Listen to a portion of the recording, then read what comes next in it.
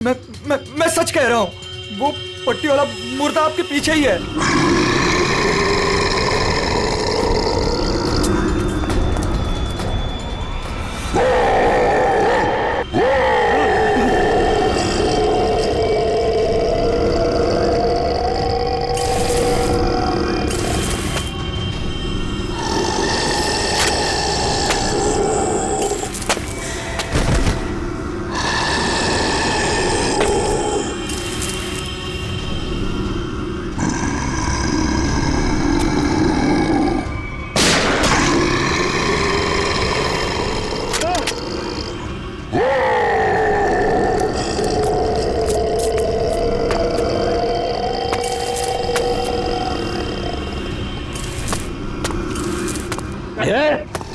देखो भाई, तू मुझे माफ कर दे।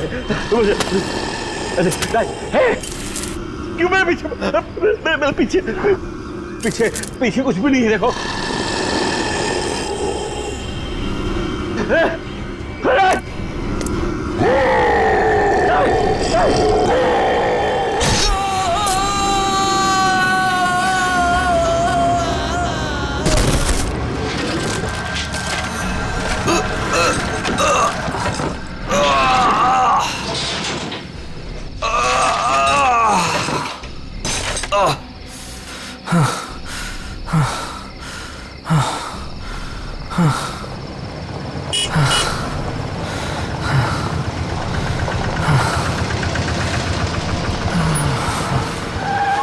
क्या हुआ भाई? अरे क्या हुआ? कोई मदद चाहिए क्या? यार मेरी गाड़ी खराब हो गई है और मुझे ये बॉक्स कहीं पहुंचाना है। हाँ वो तो ठीक है, पर है क्या इसमें? इसमें एक बहुत ही अनमोल चीज है और वक्त पे कहीं पहुंचानी पड़ेगी। मेहरबानी होगी यार तुम्हारी।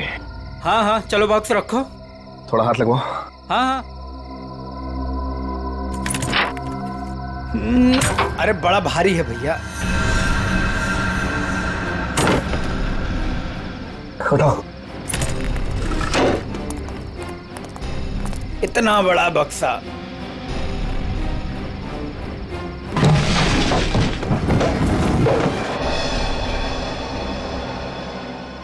ये एड्रेस है, इस बक्से को इस जगह छोड़ देना। क्या मतलब है? आप नहीं आ रहे हो? एक मिनट, ये कुछ पैसे रखो, इसे सही जगह पहुंचाओ। बक्सा उतारिए।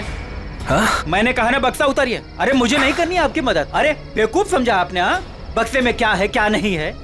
तुम ये सब रखो यार, लेकिन टाइम पे बक्सा जिस एड्रेस पे बोला है वहां पहुंचा देना। हाँ देखिए मेरी एक शर्त है, बक्सा खोल के देखूंगा मैं। अरे यार। क्या है क्या नहीं है इसमें। सुन मेरी बात सुन, मेरी नौकरी चली जाएगी, इसे मैं नहीं खोल सकता। बस पास में तो जाना है, प्लीज लेके जाओ ना यार।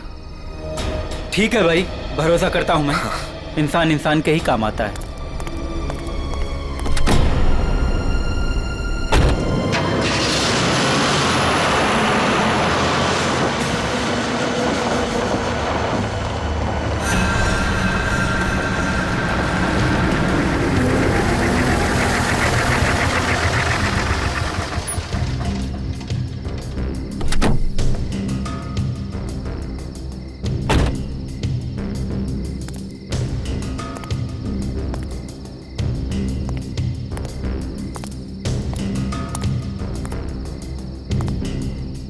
पता तो यही। कैसी चीख! अपने को क्या बक्सा यहीं उतार के चलता।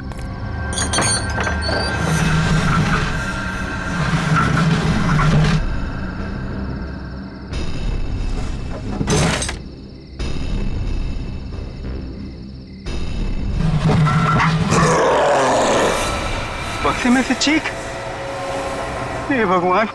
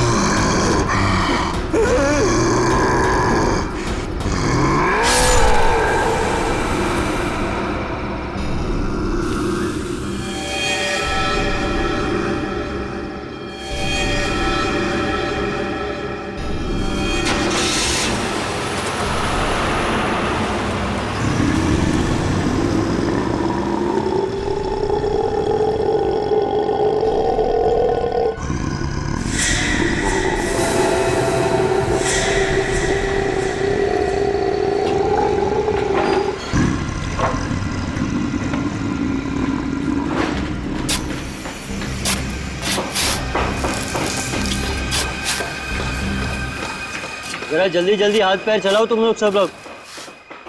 15 दिन में ये बिल्डिंग पूरी करके देनी है हमें, वक्त नहीं है हमारे पास। और सोनू, तू इतना सुस्त क्यों है? खाना वाना नहीं खाता क्या? चल जल्दी काम कर। कौन है वहां पे? मैंने पूछा कौन है वहां पे? अभी तो बिल्डिंग का काम भी खत्म नहीं हुआ है और अभी से बिल्डिंग टूटने लगी। सोनू जरा देख तो।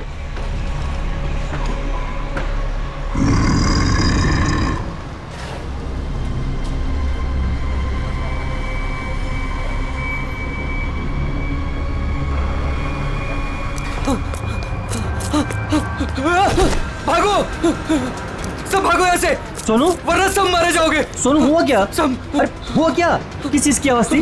और ये चेहरे पर निशान कैसा है? पट्टियों वाला मुर्दा। मुर्दा? मुर्दा मुर्दा कुछ नहीं होता है, ये जरूर कोई चोर और घुसाया होगा। एक काम करो, सब लोग मेरे साथ चलो, चलिए मेरे साथ।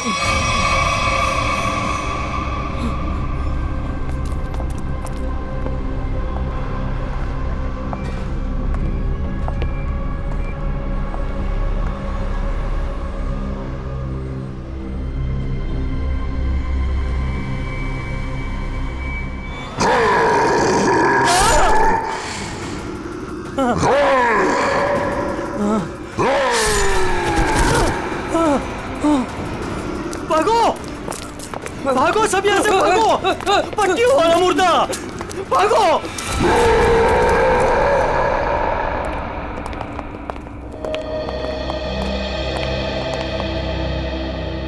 सर, मैंने और मजदूरों ने मिलकर एक फैसला किया है। कैसा फैसला? कि हम आपकी बिल्डिंग में अब काम नहीं करेंगे।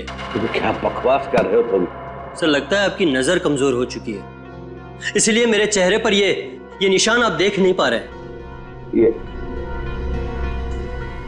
हाँ, शराब पी के झगड़ा किया होगा। सर, ये उस आत्मा की देन है जो आपकी बिल्डिंग में है। आत्मा?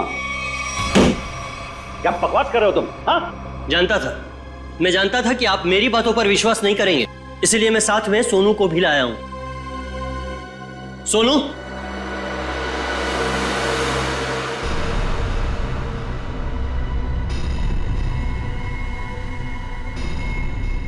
देखिए सर, बेचारा इतना घबरा गया है कि कुछ बोल नहीं पा रहा है।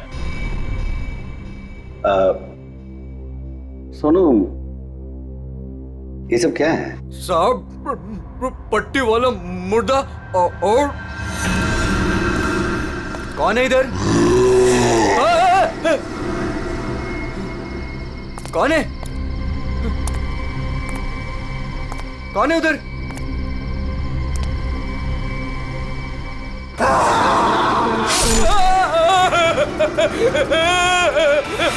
मुझे लगता है कि तुम सब लोग काम कम और नशा ज्यादा करते हो, तभी ऐसी बहकी बहकी बातें कर रहे हो। सर, अगर हमारी बातों पर यकीन ना हो तो कोई दूसरे मजदूर रख के क्यों नहीं देख लेते? जब वो अपनी आप बीती सुनाएंगे तब तो आपको विश्वास हो जाएगा ना। बिल्कुल रख लूंगा। इस शहर में मजदूरों की कोई कमी नहीं है। इस शहर में काम की भी कोई कमी नहीं है।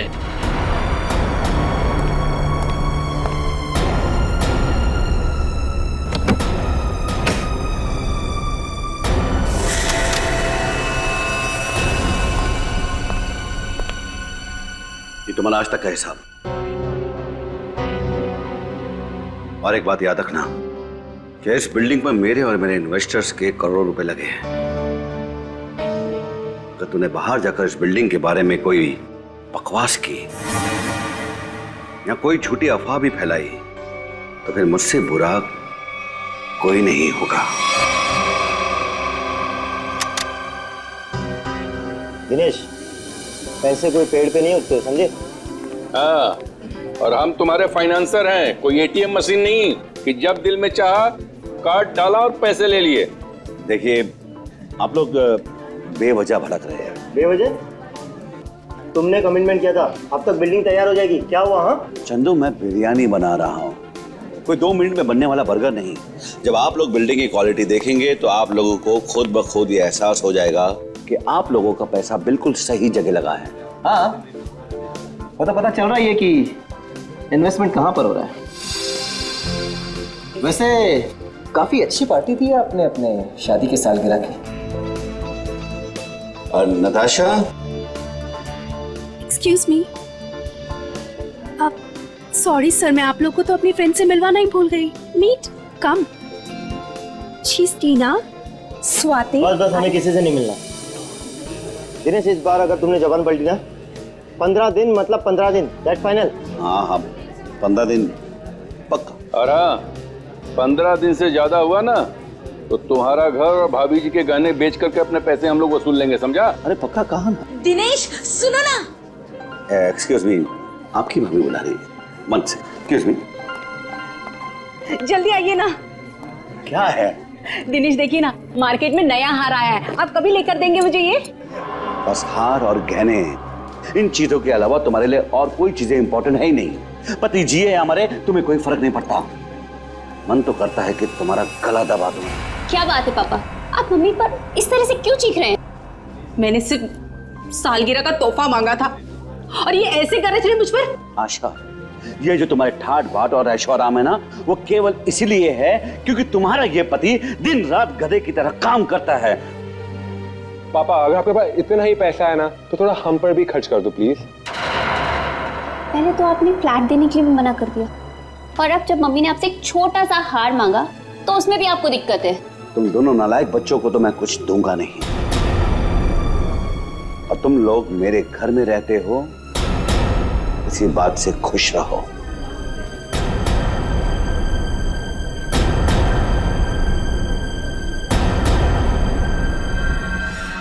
नहीं चाहिए मुझे नकली जेवर, जिंदगी भर मुझे नकली जेवर ही दिए हैं। एक छोटा सा हीरे का हार ही तो मांगा था मैंने।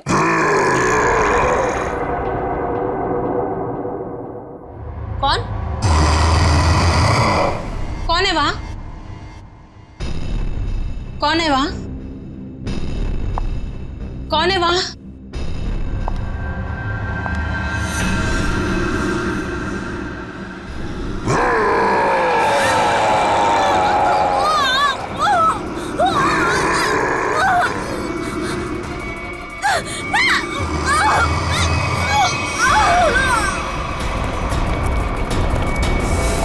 आशा, आशा, आशा, आशा, क्या मम्मी? आशा, ये सांस क्या हुआ मम्मी को? मर गई।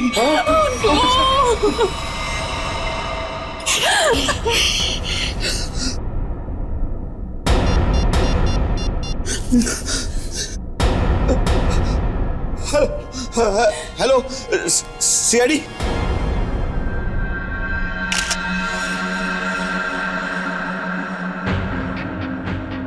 ये निशान देखा गले पे? हाँ सर, लगता है काफी जोर से गला दबाया खूनी ने। ये जो नेकलेस है ना, इससे पकड़ के घसीटा है, तभी निशान इतने गहरे हैं। शायद विंड पाइप के टूट जाने से मौत हो गई इनकी।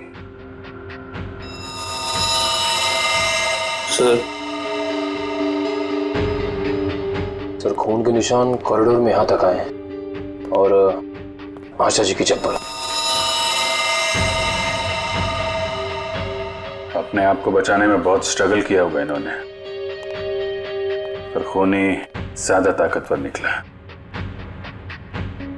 Excuse me, excuse me. एक सेकंड।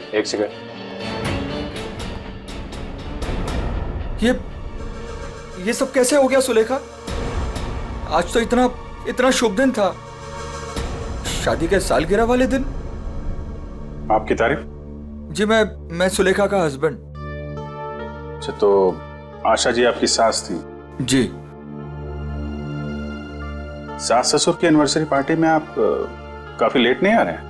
वो बिजनेस मीटिंग में फंस गया था, इसलिए लेट हो गया। बस अभी पहुंचा हूं। ठीक है, इधर आ जाइए आप। दिनेश जी, आपको किसी पे शक है? कौन कर सकता है ऐसा काम? सर, मेरी वाइफ की किसी से कोई दुश्मनी नहीं थी। सर, मैं यही कह रहा हूँ कि दिनेश ने खुद ही अपनी बीवी का खून करवाया है। सर, हमने इसका झगड़ा सुना था।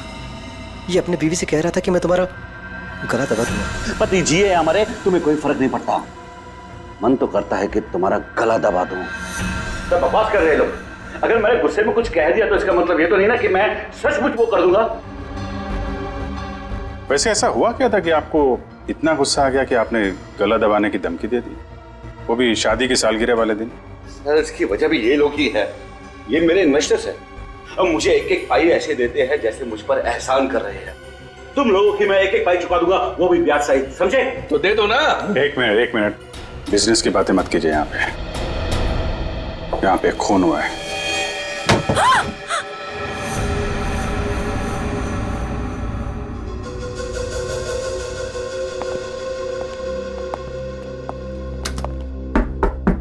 कौन है अंदर?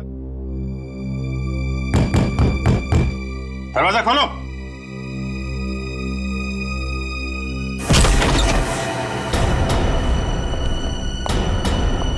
ओह माय गॉड, कौन है ये? सुनिए। छोटो, कौन हो तुम हैं? और यहाँ क्यों छुप के बैठी हो? मुर्दा पट्टियों वाला मार डालेगा। सर डरी हुई है, ऊपर से जख्मी भी। देखो, आप बिल्कुल घबराइए मत। हम लोग सीआईडी से हैं। आपका नाम क्या है?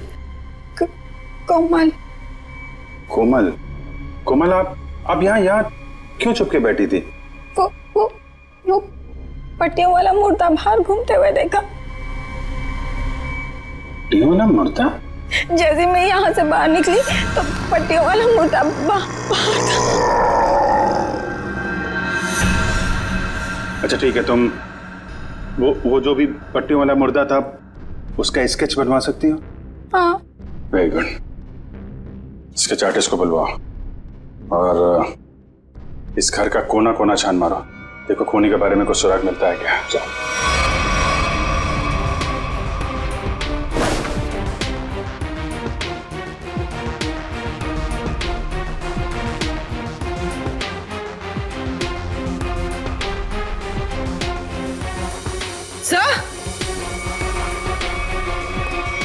अपन?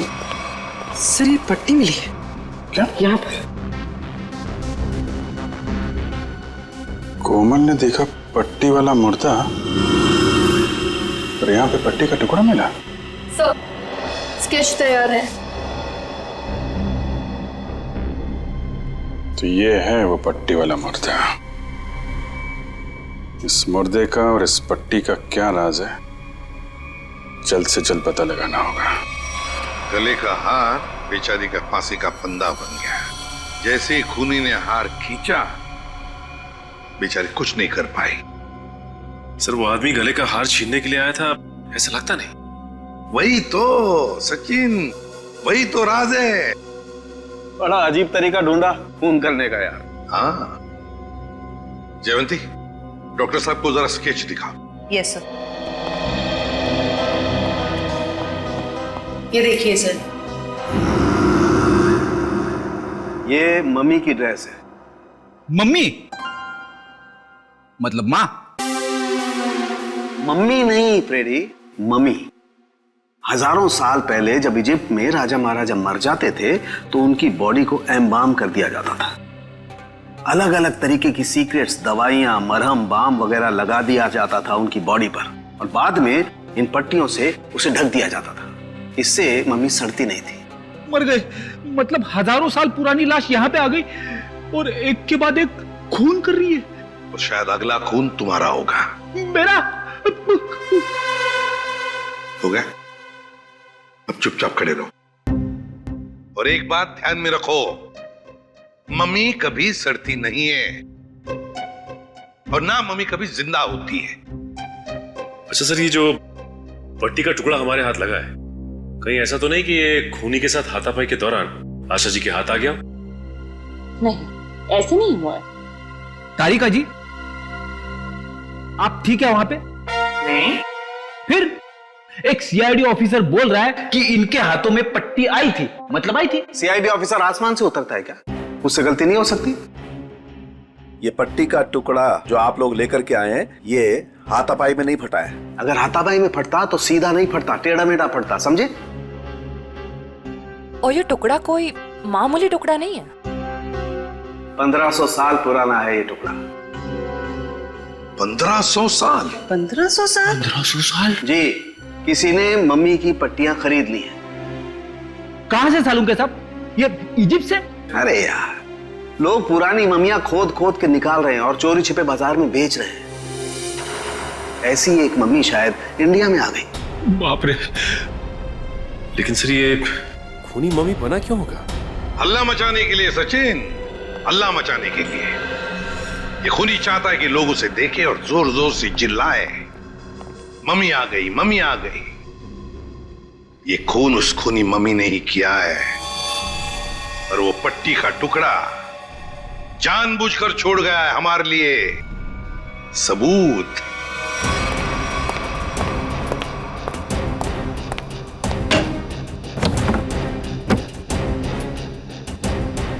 आज तो मैं इस मम्मी का काम तमाम कर दूंगा।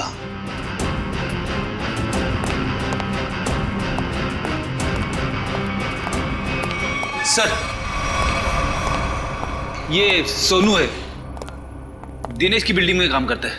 अच्छा, सोनू साहब कोई पैसा वैसा नहीं था दिनेश साहब के पास, कंगाल थे वो। एक मिनट, कंगाल थे वो, कोई पैसा वैसा नहीं था दिनेश साहब के पास, क्या मतलब क्या है? नहीं साहब, वो तो सर से लेकर पांव तक कर्जे में डूबे हुए थे, और उस बिल्डिंग की वजह से। और जब से उस पट्टी वाले मुर्दे ने हम लोगों पे हमला किया है, उस बिल्डिंग का काम भी बंद पड़ा हुआ है। पट्टी वाले खूनी ने तुम पर हमला किया? तुम पर? सर, कहीं ये वही तो नहीं जिसने आशा जी का भी खून किया? हो सकता है, बिल्कुल हो सकता है। वैसे वो पट्टी वाला खूनी दिखता कैसे है? सर, पट्टियों में लिपटा हुआ, एकदम सड़ा सा मुंह, चेहरे पे खून लगा हुआ था जैसे उसको कोई चोट लगी हो। मतलब उसकी सर आवाज भी बहुत अजीब सी थी, उसकी सर आवाज भी।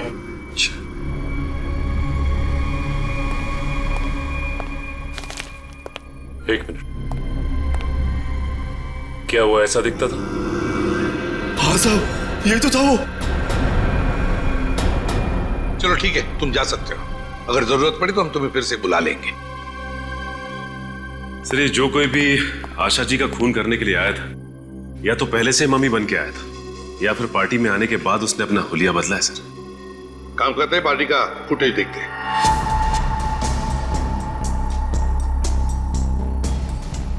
एक मिनट, पॉज करो। ये देखो, ये है ना महेश, आशा जी की बेटी सुलेखा का पति महेश। हाँ सर, लेकिन ये तो कह रहा था कि आशा जी की मौत के बाद आया था ये पार्टी में। झूठ बोला हमसे, वो झूठ बोला। जयवंती सर, फोन करके बुला लो उसे अभी, इसी वक्त।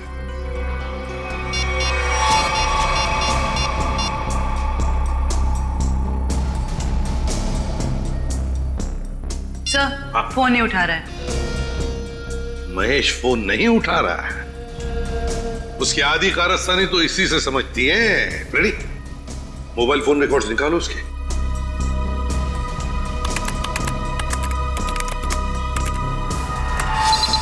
सर, ये रहे महेश के फोन कॉल रिकॉर्ड्स।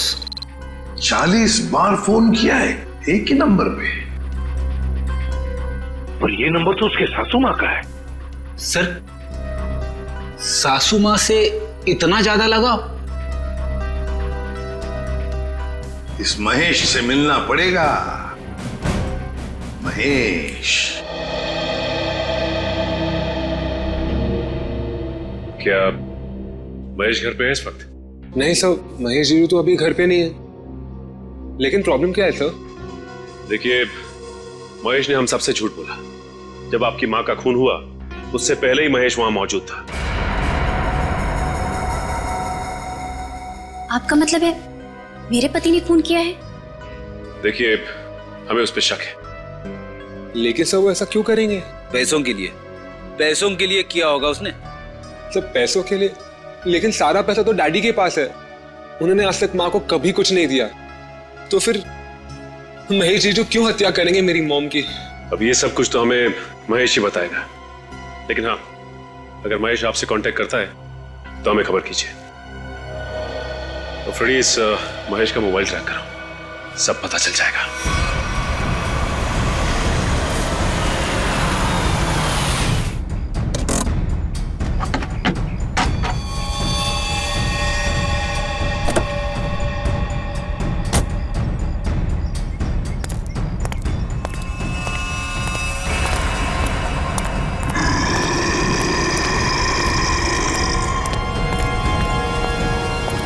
आज ये पट्टियों वाला मुर्दा मिल जाए बस।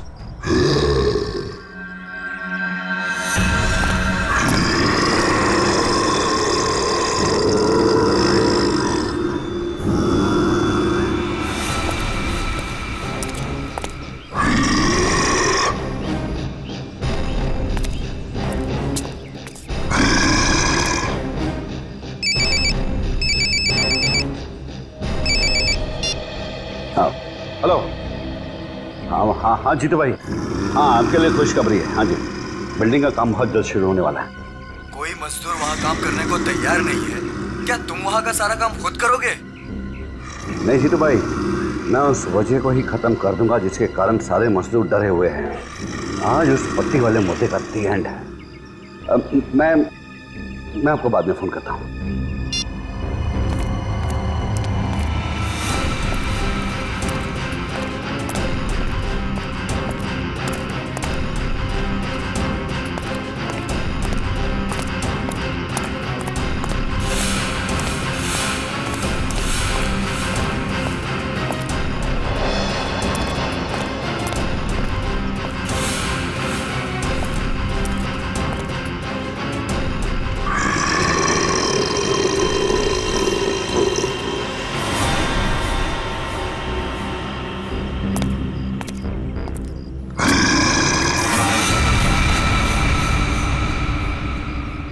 आवाज है,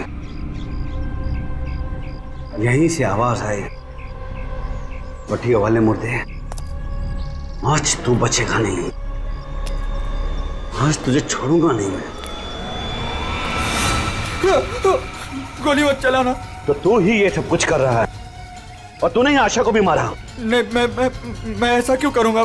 मैंने नहीं मारा। तू यहाँ क्या कर रहा है? मैं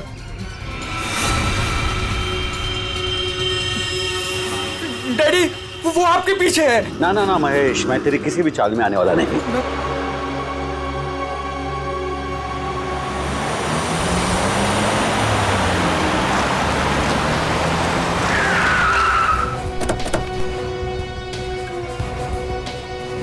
सर, मोबाइल कंपनी वालों से पता चला है कि ये दिनेश का मोबाइल भी यहीं पे है। इससे पहले महेश दिनेश को नुकसान पहुंचाए, हमें उसे बचाना होगा। अरे सर, दिनेश। चलो देखते हैं।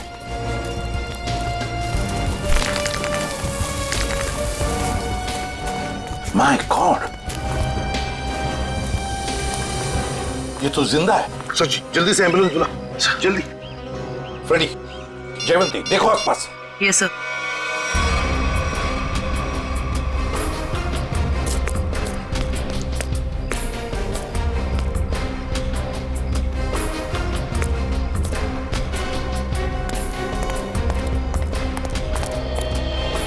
महेश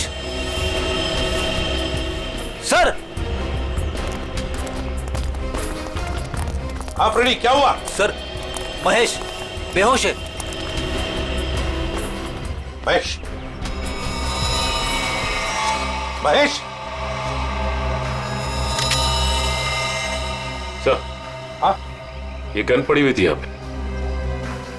सर, हम तो सोच रहे थे कि इन सब के पीछे ये महेश है, लेकिन ये तो खुद ही बेहोश पड़ा है। हाँ, ये तो महेश के होश आने के बाद ही पता चलेगा कि ये सब किसका किया कराया है।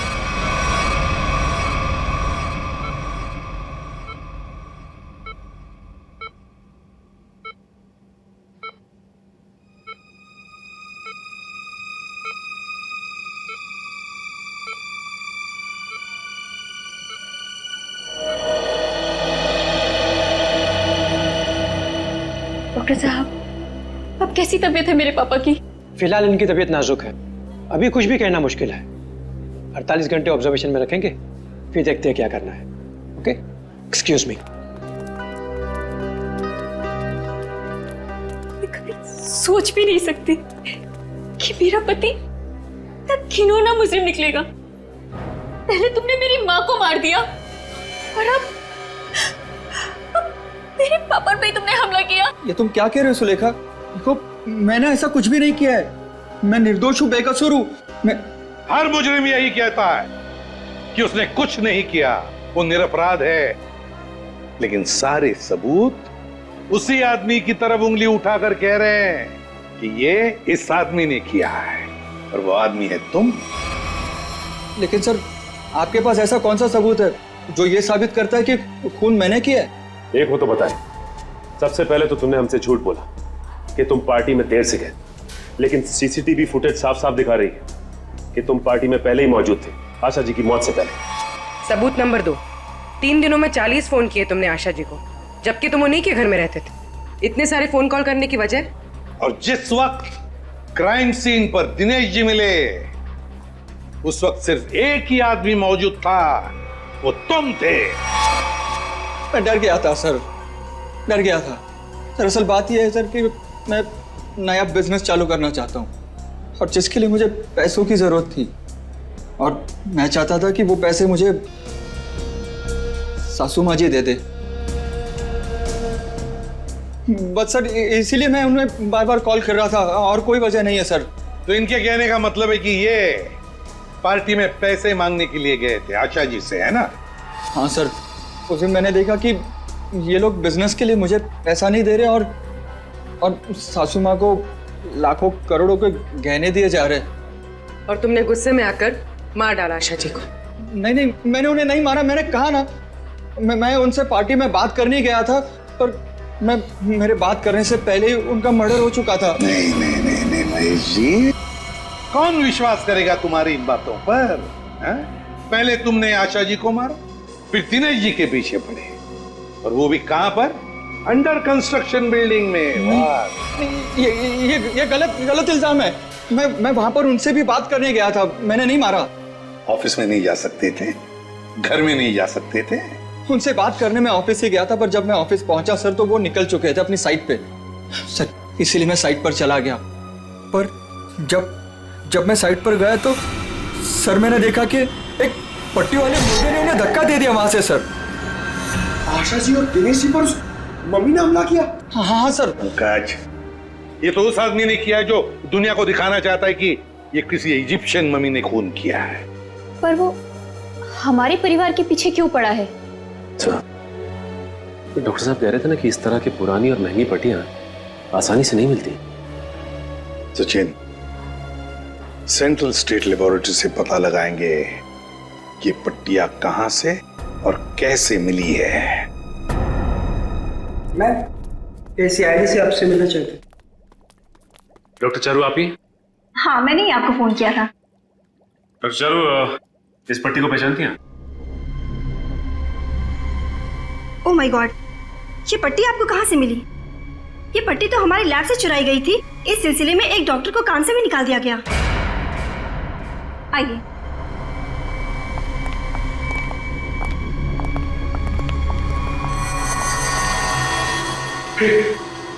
ये तो वही मम्मी है ना जो इजिप्ट में होती है। मतलब ये नींद में चलकर यहाँ पर आ गई। आप भी अच्छा मजाक कर लेते हैं। दरअसल हर साल इजिप्ट से इन मम्मीज को हमारे यहाँ रिसर्च के लिए भेजा जाता है, और सर ये मम्मीज 1500 साल पुरानी है। तो क्या सिर्फ इन्हीं मम्मीज की पट्टी गायब है? हाँ सर, कुल 5 मम्मीज की पट्टियाँ चोरी हुई थी, जिसमें से 2 पे मैं काम कर रही हूँ इन्हें गलने से बचाने के लिए। अच्छा, आप कह रही थी ना कि एक डॉक्टर को काम से निकाल दिया गया पट्टी चुराने के इल्जाम। उसकी डिटेल मिल सकती है हमें? हाँ सर, देती हूँ।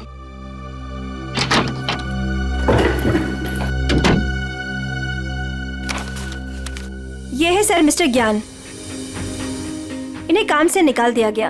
इन्होंने पट्टियां चोरी की या नहीं ये तो मालूम नहीं, लेकिन इन मम्मीज की देखरेख यही करते थे। और हाँ सर, उनकी एक पर्सनल असिस्टेंट भी थी। इनकी असिस्टेंट का कोई फोटो, नंबर या एड्रेस है आपके पास? वो उनकी पर्सनल असिस्टेंट थी, इसलिए हमारे पास उनकी कोई डिटेल्स नहीं है। सर, 5 मम्मीज की पट्टियां गायब है और खूनी खुद मम्मी बनकर दिनेश के परिवार के पीछे पड़ा है। क्या बोल रही? ये खूनी दिनेश के ऊपर दोबारा हमला करेगा। क्या हुआ डॉक्टर? आप पापा को इतनी अचानक से क्यों शिफ्ट कर रहे हैं? देखिए, इनकी हालत पहले से ज्यादा बिगड़ गई है। अगर इन्हें आरजे हॉस्पिटल भर्ती नहीं कराया गया तो इनका बचना मुश्किल हो जाएगा।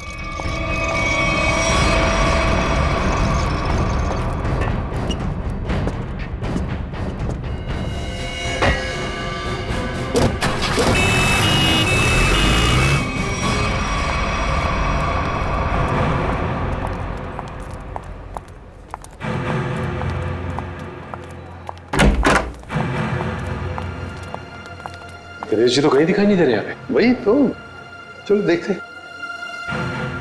अरे डॉक्टर साहब। हाँ जी, ये पेशेंट मिस्टर दिनेश कहाँ है? हाँ जी, उनको तो डिस्चार्ज दे दिया है। क्या मतलब तबीयत सुधर गई थी उनकी? नहीं, तबीयत तो नाजुक ही थी, पर उनके परिवार वालों को शायद भरोसा नहीं था कि उनका यहाँ अच्छा इलाज होगा। तो उन्होंने दूसरे डॉक्टर को फोन किया और वो यहाँ से दूसरे हॉस्पिटल ले गए। कौन से hospital? RG hospital. RG hospital, उसका नंबर तो होगा ना यहाँ पर? हाँ जी, रिसेप्शन पे होगा। चलिए आइए बात करा देता हूँ।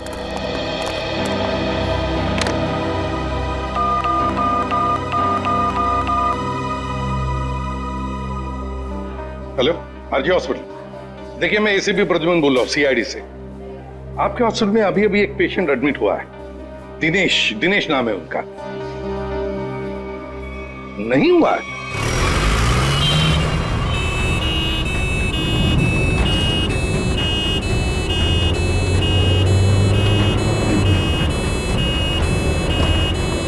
काम हो गया बॉस, तीर कमान से निकल चुका है। आप निशाना तैयार रखो।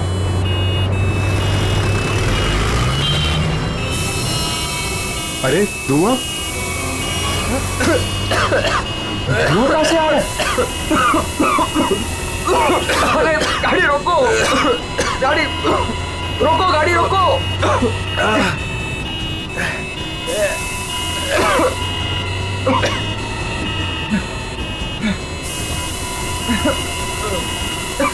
धुआं बढ़ते ही जा रहा है ये।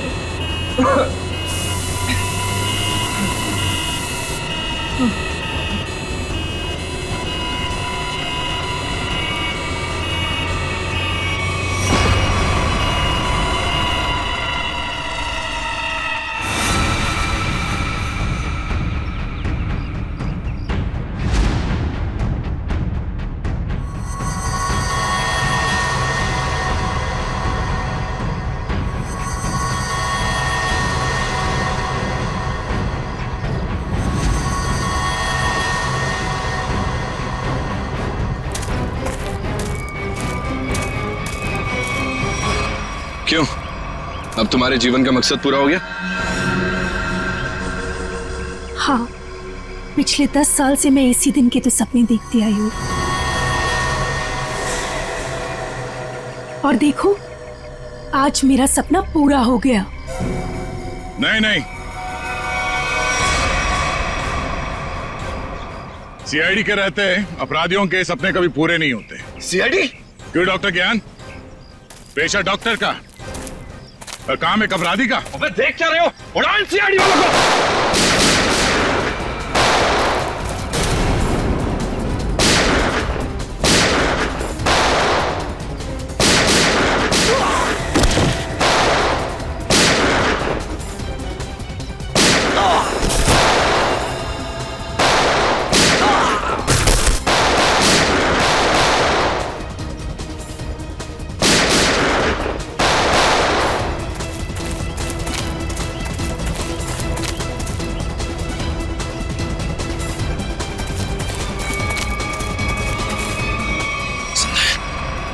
सब बेहोश हैं, इनको होश में आना पड़ेगा।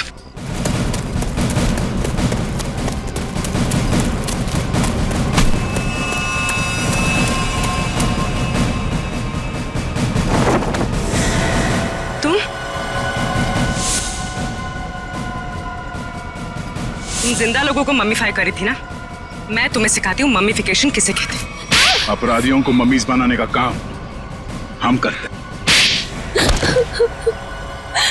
मैं दिनेश की सेक्रेटरी सिर्फ इसलिए बनी ताकि इससे अपने भाई के मौत का बदला ले सकूं, और इसलिए मैंने मम्मी बनकर इसकी बिल्डिंग में काम करने वाले लोगों पर हमला किया ताकि मम्मी की अफवाह फैल जाए। तुम कुणाल की बहन हो? नाम मत लो अपनी गंदी जबान से मेरे भाई का। एक वक्त था जब वो तुम्हारा सबसे करीबी दोस्त था और तुमने क्या किया? दोनों साथ गए थे ना विदेश पैसा कमाने के लिए। सर इसको सहयोग से एक मम्मी मिली और मेरा भाई चाहता था कि वो ये मम्मी वहां की देश की सरकार को सौंप दे, लेकिन ये दिनेश उसे ग्रे मार्केट में बेचना चाहता था। सर ऐसा सर।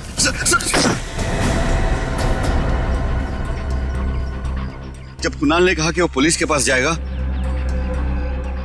तो मैंने उसे मारकर जमीन में गाड़ दिया और मम्मी बेचकर अमीर बन गया। वाह, बहुत अच्छा काम किया तुमने। पैसों के लालच में तुमने दोस्ती को जमीन में गाड़ दिया।